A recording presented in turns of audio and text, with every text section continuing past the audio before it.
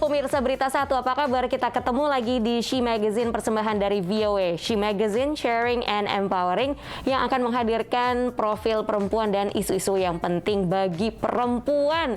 Dan tentunya menjelang Idul Adha kali ini. Bersama saya Vina Muptadi dari negara bagian Maryland. Dan saya Ian Umar dari apartemen saya di Washington DC. Apa kabar pemirsa? Menjelang Idul Adha, kita juga punya kabar bahwa para muslimin atau warga muslim di Amerika juga tidak bisa berangkat haji. Sama dengan Indonesia karena peraturan dari pemerintah Saudi Arabia hanya memperbolehkan 60.000 warganya atau penduduk setempat dari Saudi. Ya, semoga tahun-tahun berikutnya bisa ya. Sementara itu untuk perayaan Idul Adha di Amerika Serikat sendiri ini bisa dikatakan berlangsung sudah kembali normal ya. Karena situasi COVID terkendali, pembatasan sudah sangat dilonggarkan sehingga kapasitas rumah ibadah seperti masjid sudah bisa back to 100% capacity. Tapi perlu dicatat ini adalah di Amerika Serikat. Jadi kita harus patuhi prokes di negara masing-masing.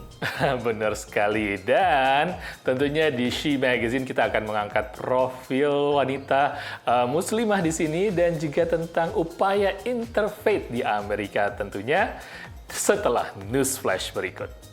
Peragaan busana khusus perempuan diadakan di Khartoum yang pertama sejak pemimpin Sudan Omar al-Bashir digulingkan pada tahun 2019.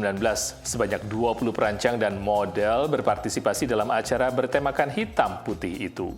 Remaja 14 tahun Lili Stovasius menjadi atlet Jerman termuda yang mewakili negaranya dalam Olimpiade Tokyo. Juara Jerman 3 kali itu akan berkompetisi dalam kategori taman dan melakukan trik di arena berbentuk mangkuk besar. Ibu negara Amerika Jill Biden bergabung dengan bintang musik country Brad Paisley di Nashville, Tennessee untuk mengimbau lebih banyak orang divaksin. Tingkat vaksinasi di Tennessee lebih rendah dibanding banyak negara bagian lain di Amerika. She Magazine, sharing and empowering. Pemirsa, kita akan bertemu dengan seorang perempuan asal Indonesia. Dia adalah seorang ibu, namanya Siti Sahroh. Nah, beliau ini menyekolahkan putranya di sebuah pesantren di Amerika Serikat. Tujuannya supaya putranya mendapatkan pendidikan yang Islami. Nah, sebenarnya putranya ini sempat menolak pada awalnya, tapi Ibu Siti bersyukur akhirnya anaknya justru ingin menyelesaikan program 5 tahun di Elizabeth di Pennsylvania.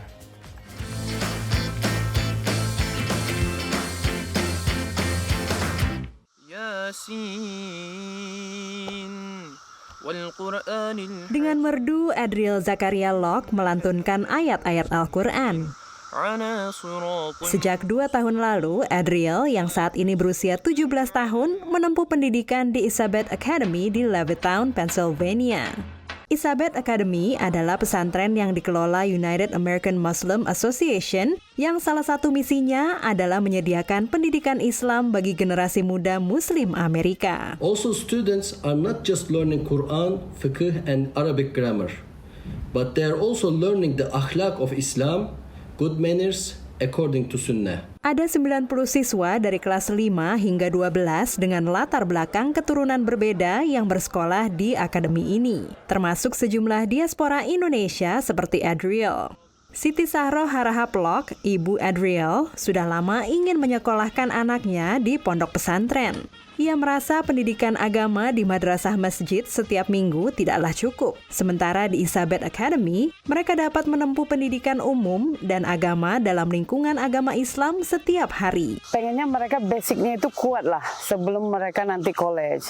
Intinya itu mumpung mereka belum dewasa, ilmu agamanya udah cukup untuk keluar nantinya gitu. Karena kita tahu teenager kan gesekannya kuat kalau udah di public school. Awalnya Sahroh sempat mengalami penolakan dari putranya yang sudah sekolah di SMA di Fairfax, Virginia. I'm not gonna say I'm the perfect person. I feel like there are points in time where I feel like I'm missing out on like what people consider like their years to have fun as like a teenager and whatnot. But I'm still really glad that I'm like doing this to pursue my own knowledge. And it's not like I'm giving up on like having fun. I'm still gonna go to college after. I'm just getting my like Islamic knowledge first. Kini Adriel memasuki tahun ketiga dan akan meneruskan 2 tahun terakhir pendidikannya di Turki. Because I feel like living in America, as a person, as like a young Muslim person, there's kind of a disconnect between like you and your religion. So I wanted to learn more about it. I'm proud to stand out as a Muslim. Sahroh yang sebelumnya tak menyangka kalau putranya mau menamatkan sekolahnya di Isabet selama 5 tahun, merasa terharu dan bangga. Allah.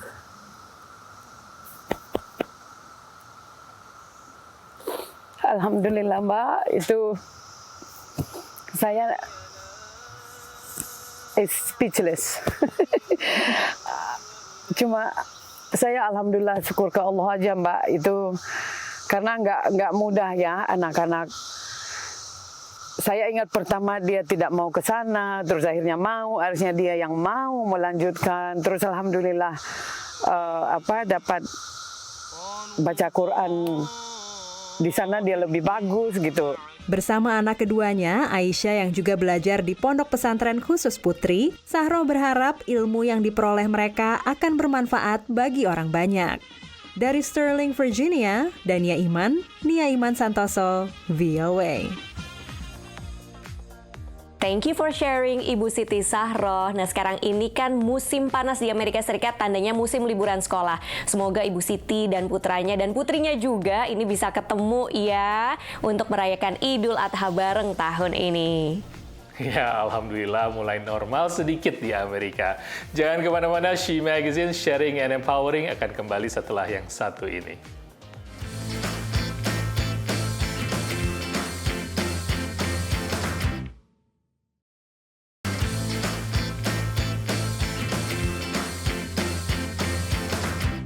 Pemirsa, Anda masih bersama She Magazine Sharing dan Empowering. Dan kita saatnya bertemu dengan seorang muslimah Amerika yang juga adalah seorang seniman tekstil. Dia tinggal di Ashburn, negara bagian Virginia. Namanya Khadijah Sareshwala. Dia ini seorang seniman tekstil yang menggunakan teknik tradisional namun dengan perspektif modern. Dan salah satu teknik yang dikuasainya adalah batik loh.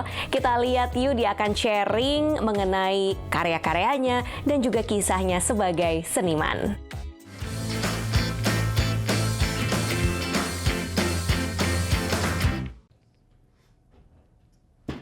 My name is Khadijah Sareshwala. I live in Ashburn. I've been married for 4 years now and I have a 2-year-old daughter. I'm a textile artist. I call myself an artist that takes all the traditional techniques into a very modernistic perspective. I think my style is very unique. I don't have a very set way of working. I lived in the UK for almost 7 to 8 years.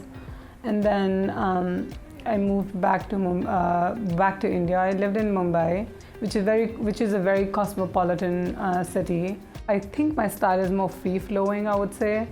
When I'm painting, I'm usually using lots of brush strokes, which are direct.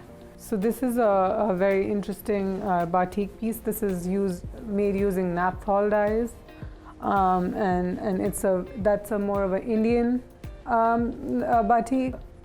This is like an abstract sun with flowers, and that's how Malaysian batik was very inspiring to me. And I've been doing Malaysian batik for a very long time, but this is one of the pieces. This is a peacock inspired with feathers. You know, the colors are very neutral, yet it's popping in like this. There's the greens. This is another one. It's very geometric, yet like blues and shades of blues. So here is my batik with a lot of textures and florals, and even the geometry is not very straight, and imperfection sometimes is the best form of beauty, I guess. Batik is basically a resist method. Now, I use wax as a resist method. So when I'm painting with wax first, and then so that the wax does not allow the dye to permeate into the area where I've painted. I use mostly silks. I take the inspiration from various different arts. And prints, the African prints are something that really strikes me. So the color combinations are something that I look at. Then there is Malaysian batik, Indonesian batik is that's the style I'm using for my work right now. Once it's dried, I treat it and then I iron it out. And I, take the wax out. Basically, I do the process of removing the wax. So that's called de-waxing. And that's how you get these certain, textures. There are some Indian forms where, you see a lot of the square, which is a form of art called Madhubani. So that's an inspiration from there. It's these motifs that they use specifically. It's into triangles. I really like using geometry in my work. This is the inspiration, I would say, from the American culture, right? The Christmas and the snowman, the lights that you see. American culture is definitely very open to different cultures, so that's one thing I got. It is accepting of all cultures. That's the plus, that's the biggest advantage over here. That you see different people. My brand's name is Khadija. It's just my personality out there. So when somebody is wearing something, it's just something that I've created.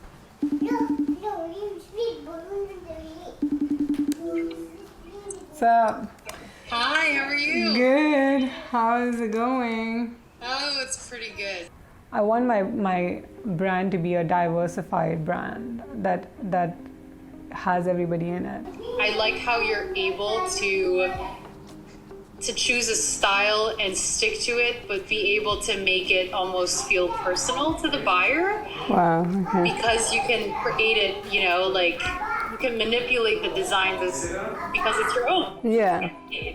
Which is really, really impressive. I definitely have an exhibit that I want to do. That's my dream. But I want to also conduct some workshops just to share or give the experience of, the batik or block print. Even tie-dye. Even if it's traditional method, right, you can really make it your own. I have done it. Tie-dye and batik are my favorite mediums. It's an extremely therapeutic process for me. Just throwing colors, seeing what kind of results I'm gonna get is something I look forward to. Thank you for sharing, Khadija. Cantik-cantik banget karyanya. Cocok tuh ya dipakai untuk Lebaran, Idul Adha, untuk dirayakan di Amerika. Batik lagi, keren-keren. Yes, senang sekali ternyata batik Indonesia juga jadi pedomannya Khadija. Dan pemirsa, She Magazine akan kembali setelah pesan-pesan berikut.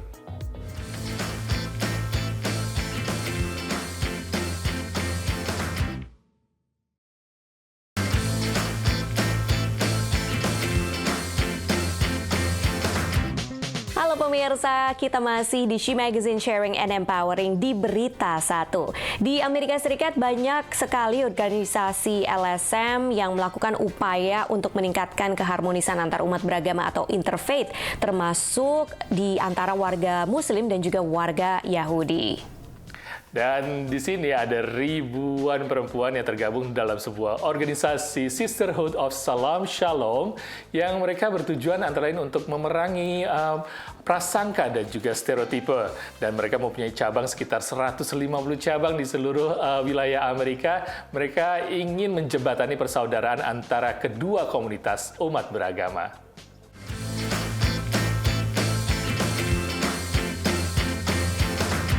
If it wasn't for your persistence in trying to call me, and I think Tahun 2010, Atia Aftab, perempuan Amerika asal Pakistan yang tinggal di New Jersey, menerima telepon dari Cheryl Olitsky, seorang perempuan Yahudi Amerika. And she left a message, something to the effect of, I'm a Jewish woman and I want to meet a Muslim woman. And I didn't respond because I was like, who is this person and why are they calling me? And she called me, I think 3 times before I returned her phone call. And I did agree with, to meet with her. And we hit it off immediately. We say shalom. Pertemuan itu menghasilkan aliansi bernama Sisterhood of Salam Shalom. Salam merupakan sapaan bahasa Arab, sedangkan shalom adalah sapaan dalam bahasa Ibrani. It became very apparent to me that many Christians and Jews don't know anything about Islam. Sejak 2010, Salam Shalom berkembang dari hanya pertemuan informal selusin perempuan menjadi sebuah organisasi yang terdiri atas lebih dari 7.000 perempuan Muslim dan Yahudi yang sama-sama punya tujuan memahami lebih jauh tentang keyakinan dan cara hidup yang dijalankan satu sama lain. Di samping itu, yang lebih penting adalah menghilangkan stigma dan kebencian terhadap warga Muslim dan Yahudi, baik dari luar maupun di antara kedua komunitas beragama ini sendiri. The United States changed dramatically in the wake of 9/11, and there is tremendous Islamophobia.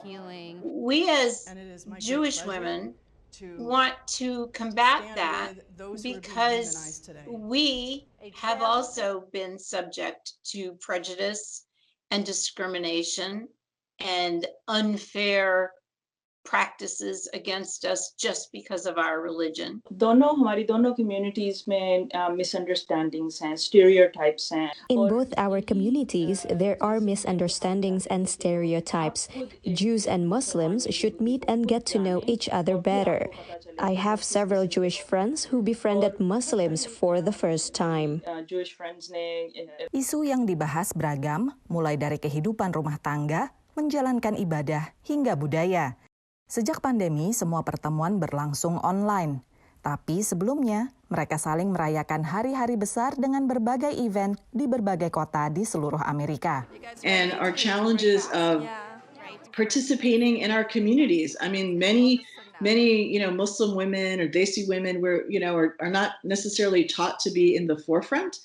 And the Jewish community has a similar challenge. Co-leaders. Sisterhood of Salam Shalom mempunyai 150 cabang di Amerika Serikat.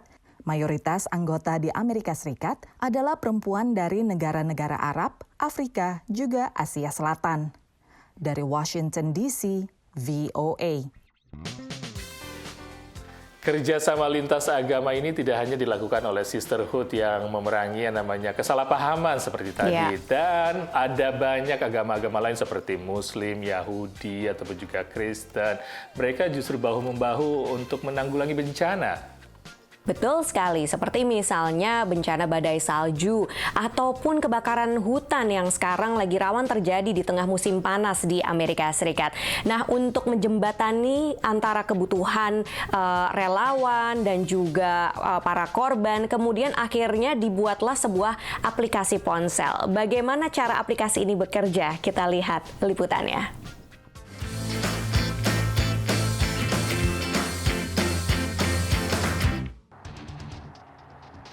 Kebakaran hutan di Paradise, California pada 2018 banyak berdampak pada komunitas agama. Tapi tempat-tempat ibadah juga menjadi bagian respons bencana. Gereja menjadi tempat penampungan, sementara kelompok amal seperti Islamic Relief membantu pasca bencana di Paradise maupun North Carolina. Tarping rules after hurricanes and tornadoes and whatnot. So they're just well-developed system that, the sort of collection of organizations have really developed over the year after Katrina. Kelompok agama memang cenderung aktif dalam kegiatan sosial, tapi menurut analis, baru badai Katrina pada 2005 yang membuat mereka semakin terlibat dalam respons terhadap bencana. It was really after Katrina that there was a real realignment of understanding from the federal government side that faith communities were important actors in the disaster response system and that they needed to be part of the sort of whole community approach. Peneliti di University of Southern California di Los Angeles mengembangkan aplikasi ponsel untuk membantu relawan bencana memahami berbagai kelompok agama agar bisa maksimal membantu korban bencana dengan beragam latar belakang keimanan. Aplikasi baru ini disebut sebagai Disasters and Religions dan memuat informasi mengenai berbagai kelompok agama di Amerika Serikat, mulai berbagai keyakinan Kristiani yang menjadi mayoritas di Amerika, hingga keyakinan minoritas seperti Muslim, Yahudi, dan Buddha. Hanya dengan sekali pencet, orang bisa mengetahui misalnya struktur organisasi dari agama tersebut dan juga berbagai hal terkait keyakinan masing-masing. termasuk standar kebersihan dan juga aturan seputar makanan. Ini sangat memudahkan bagi relawan. As opposed to just going through, doing tons of research online to making sure that you're being sensitive to the individuals that you're dealing with. Islamic Relief sering bekerja sama dengan sebuah gereja Metodis. As bad as disasters are, they are the one place where people gather and have a common goal for doing good. Di New York yang warganya sangat beragam latar belakang, aplikasi ini juga sangat membantu. Menurut seorang penggerak dialog lintas agama yang ikut mengembangkan aplikasi ini. What do Sikhs believe? What do they eat? What are their burial practices? What would their shelter practices be? Pertanyaan serupa juga berlaku bagi umat Hindu atau Kristen Pantai Costa dan lain-lain, agar bantuan bisa lebih tepat guna. Dari Washington DC, Nova Purwadi, VOA. Wah, bagus sekali inovasinya memanfaatkan teknologi digital ya kan untuk membantu sesama. Nah, mungkin kita juga bisa nih memanfaatkan teknologi digital di masa Idul Adha ini untuk mengucapkan ucapan selamat kepada keluarga, sahabat yang tidak tinggal serumah dari kita. Sekalian jaga jarak kan, apalagi lagi ada PPKM Mikro lagi nih tahun ini. Benar, kita harus bersabar ya pemirsa. Mungkin Idul Adha ini kita juga harus tetap ada di rumah dan mematuhi prokes pemerintah. Akhirnya mudah-mudahan She Magazine kali ini bisa menghibur dan juga memberi informasi bagi kita semua. Saya Ian Umar dari apartemen saya di Washington DC. Dan saya Vina Muhtadi dari rumah saya di negara bagian Maryland. Semoga kita bisa terus menjalankan protokol kesehatan sesuai dengan anjuran pemerintah negara masing-masing. Saya Vina Muhtadi mengucapkan selamat Hari Raya Idul Adha dan sampai jumpa.